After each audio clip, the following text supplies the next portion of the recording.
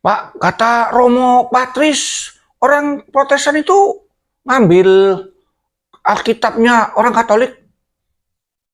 Nampaknya dia kurang belajar sejarah kayaknya.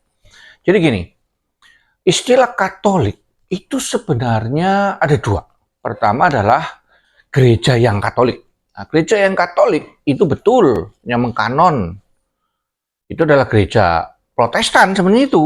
Karena gereja yang Katolik itu adalah gereja yang mendasarkan kepada kitab suci.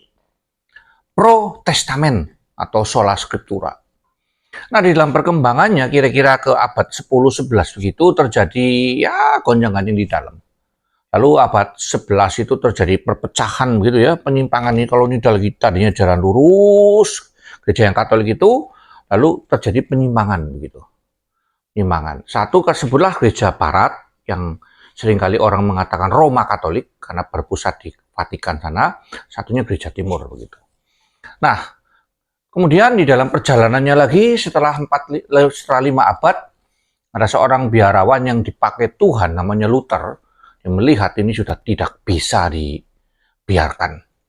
Maka dia kembali kepada Alkitab. Ya, jadi dia menyimpang, dia kembali ke tengah lagi dan meneruskan gereja yang Protestan atau Pro-Testamen. Jadi Alkitab kita dari mana? Ya dari gereja yang Katolik itu. Bukan dari gereja Katolik yang sekarang. Jadi gereja Katolik dan yang Katolik itu beda. Gereja Katolik yang sekarang itu baru ada abad 11. Itu adalah pecahan dari gereja itu. Nah, jadi gereja yang Katolik itu memang sudah tidak ada sejak abad ke-10-11 itu terjadi skisma atau perpecahan itu.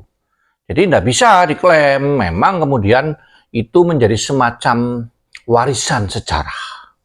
Di mana gereja yang Katolik ini pecah menjadi Barat, Timur, dan Protestan, dan tiga-tiganya mewarisi, kira-kira gitu.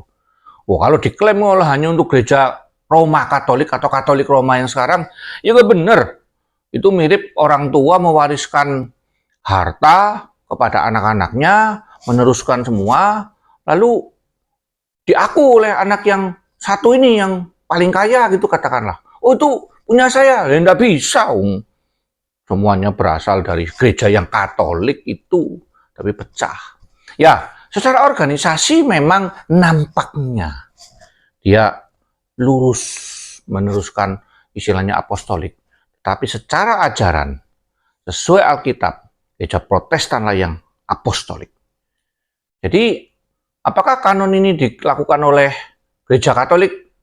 Enggak, gereja Katolik ada abad ke-11 kok. Gereja yang Katolik iya. Dan waktu itu tentu itu menjadi asal-usul atau bapak gereja dari Protestan ini. Jadi nggak usah pusing lah karena kadang ya semuanya bisa membuat narasi sendiri-sendiri ya. Jadi tergantung siapa yang mau berkisah soal itu. Ya, Enoch Walk.